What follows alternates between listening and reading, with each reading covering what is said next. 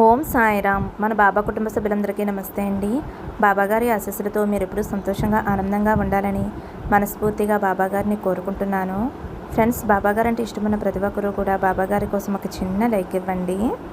అలాగే మీరు ఇప్పటి వరకు ఎక్కడెక్కడో జ్యోతిష్యం చెప్పించుకుని ఎటువంటి ఫలితం లేక ఇబ్బంది పడి ఉంటే గనక ఒక్కసారి గురువు గారిని కాంటాక్ట్ అవ్వండి. శ్రీ షిరిడి సాయిబాబా ఆశీస్సులతోటి గురూజీ సుబ్రహ్మణ్యం రాజు గారు జ్యోతిష్యం చెప్తారు. మీ సమస్య ఏదైనా కావచ్చు. భార్యాభర్తల మధ్య సమస్యలు, ప్రేమ సమస్యలు, సంతాన సమస్యలు, విద్య, ఉద్యోగం, వ్యాపారం, స్త్రీ పురుష వశీకరణ 100% చేయబడును. ఇంకా ఎటువంటి సమస్యలు ఉన్నా సరే గురువు గారు ఫోన్ ద్వారా 24 గంటల్లో పరిష్కారం అందిస్తారండి. ఫోన్ నెంబర్ వచ్చేసి 9908224144. మీరు ఒక్కసారి నమ్మకంతో గురువు గారికి కాల్ చేయండి.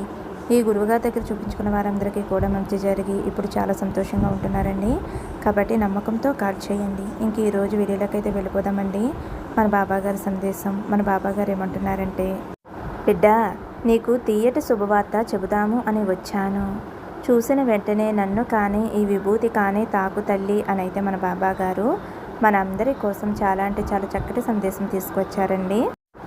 మరి మన బాబాగారు ఎందుకు ఇలా చెబుతున్నారో బాబాగారి మాటల్లోనే తెలుసుకుందాము. మీరైతే బాబాగారిని కానీ విభూతిని కానీ తాకండి.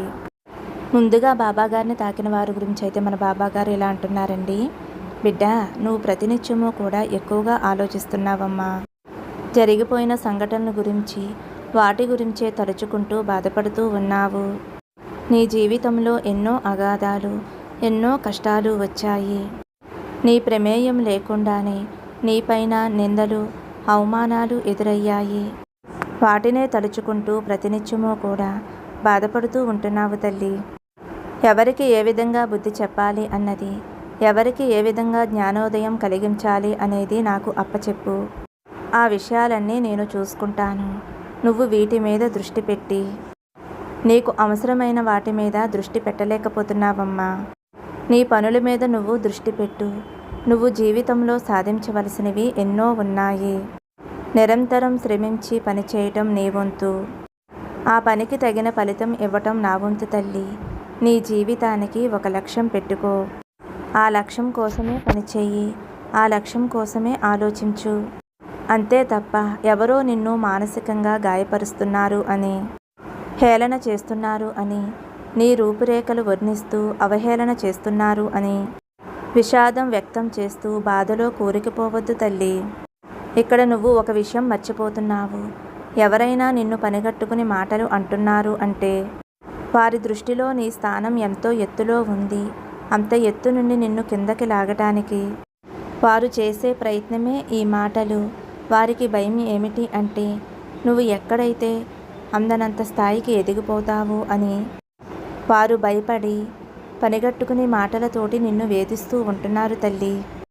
నీలో ఉన్న చిన్న లోపం ఏమిటి అంటే ఎవరైనా ఒక మాట అంటే అన్ని పనులు కూడా మానుకుని నువ్వు అనుకున్న లక్ష్యాన్ని మర్చిపోయి వారి మాటలకి బాధపడి ఒక వేదన భరితంలోకి వెళ్ళిపోతావు.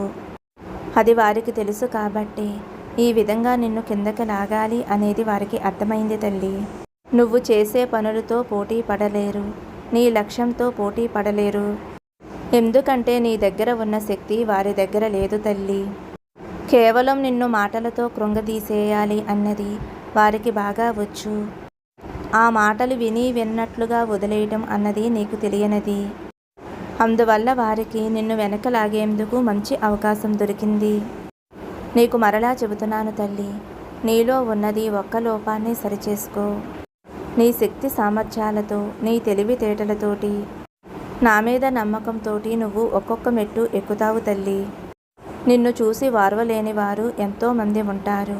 వారు శక్తి సామర్థ్యాలు ఉపయోగించి నిన్ను కిందకు లాగటానికి ప్రయత్నం చేస్తూ ఉంటారు. వారికి లొంగిపోయి నీ భవిష్యత్తుని నువ్వే పాడు చేసుకుంటావా, లేదా నీ విజయంతో వారికి సమాధానం ఇస్తూ ఉంటావా? ఒక్కసారి నువ్వే ఆలోచించుకో తల్లి. నేను నీకు దారి చూపించే గురువుగా నీకు మంచి చెబుతున్నాను తల్లి. నేను నీకు చేయవలసిందేమిటో వివరించాను. నువ్వు ఆ దారిలో వెళ్ళు.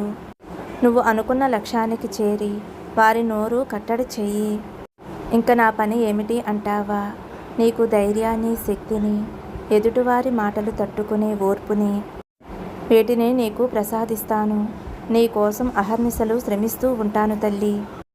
నా అనుగ్రహంతోటి నువ్వు అనుకున్న పనులు సాధించి నీకు విజయం లభించి అందరికీ కూడా నువ్వేంటో తెలిసొచ్చేలా చేస్తానమ్మా.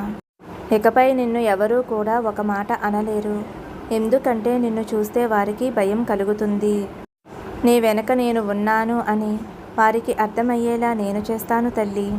నా మీద నమ్మకంతోటి ధైర్యంతోటి ఆనందంగా జీవితాన్ని గడుపు అనైతే మన బాబాగారిని తాకిన వారి గురించి ఈ విధంగా చెప్తున్నారండి. ఇప్పుడు విభూతిని తాకిన వారి గురించి అయితే మన బాబాగారు ఎలా అంటున్నారు. నా విభూతి తాకిన నా బిడ్డ ఎవరైతే ఉన్నారో తల్లి, ఈరోజు నువ్వు ఒక శుభవార్త వింటున్నావు. ఈ శుభవార్త నిన్ను చేరాలి అని నువ్వు ఎన్నో రోజులుగా ఎదురు చూస్తున్నావు కదా. నీకు ఈరోజు ఈ సందేశం ద్వారా ఈ శుభవార్తని అందిస్తున్నానమ్మా. గత కొంతకాలంగా మీరు ఆర్థిక బాధలు పడుతున్నారు. ఆ బాధలు తొలగించుకోవటానికి మీరు చేసే పనులు ఏవీ కూడా ఫలించక ఈ రోజు వరకు నానా యాతనలు పడుతూనే ఉన్నారమ్మా. ఆ బాధలన్నీ కూడా తొలగిపోయి మీరు అనుకున్నవన్నీ కూడా లభించే సమయం ఇదే తల్లి. అందుకే మీకోసం ఈ శుభవార్త తీసుకువచ్చాను. మీరు అనుభవిస్తున్న ఈ బాధలన్నీ కూడా తొలగిపోయి ఆర్థికంగా బలం పుంజుకుంటారు. మొదటిగా అయితే మీకున్న రుణ బాధలు తొలగిస్తాను. ఎవరికైతే మీరు బాకీ పడి తిరిగి ఇవ్వలేక మీరు ఇబ్బంది పడుతున్నారు, వారికి తిరిగి వారి సొమ్ము వారికి తిరిగి ఇవ్వటానికి ఈ రోజు నుండి మీకు ధనం లభిస్తుంది తల్లి. కొద్ది రోజుల్లో మీ రుణ బాధలన్నీ కూడా తొలగిపోతాయి. తర్వాత మీరు కోరుకున్న సౌకర్యాలు ఏర్పరచుకోవటానికి మంచి అవకాశం లభిస్తుంది. అలాగే నువ్వు కోరుకుంటున్నటువంటి ఇంకొక కోరిక, నీకు ఇష్టమైన వారితో వివాహం జరగాలి అని, నువ్వు ఎవరినైతే ప్రేమించావో వారితోనే నీకు వివాహం కావాలి అని కోరుకుంటున్నావు. ఖచ్చితంగా తల్లి, నువ్వు కోరుకున్న వ్యక్తితోనే నీకు వివాహం జరిగేలా చేస్తానమ్మా. వారితోటి జీవితాంతం కలిసి సంతోషంగా ఆనందంగా ఉండేలా చేస్తాను. నువ్వు ఏమాత్రమూ దిగులు పెట్టుకోవద్దు. అలాగే సొంతిల్లు కట్టుకోవాలి అని కోరుకుంటున్నావు. ఖచ్చితంగా శ్రావణ మాసంలో సొంత ఇంటి కల నెరవేరుతుందమ్మా. ప్రతి మనిషికి కూడా ఖచ్చితంగా ఉండటానికి ఇల్లు, తినటానికి తిండి, కట్టుకోవటానికి బట్ట, ఇవి అతి ముఖ్యమైనవి. వీటికి లోటు లేని వారు ఈ ప్రపంచంలో హాయిగా బ్రతకగలుగుతారు. మీకు ఏనాటికి కూడా వీటికి కొదవ ఉండదు. ఆర్థిక అవసరాలన్నీ కూడా నెరవేరబడతాయి. ఆర్థికంగా మీరు మంచి స్థాయికి వెళతారు తల్లి. ఎందుకంటే మీరు ఇప్పటి వరకు పడిన కష్టాలలో ఆర్థిక విషయాలలో ఎలా ఉండాలి అనేది తెలుసుకున్నారు. సుఖ సంతోషాలతోటి ఆయురారోగ్యాలతోటి మీ కుటుంబం అంతా కూడా ఎప్పుడూ సంతోషంగా ఉండాలి అని నా ఆశీస్సులు అందిస్తున్నానమ్మా. ఈ బాబా వాక్కు నీ వద్దకు వచ్చింది అంటే నా అనుగ్రహం నీకు ఉన్నట్లే తల్లి.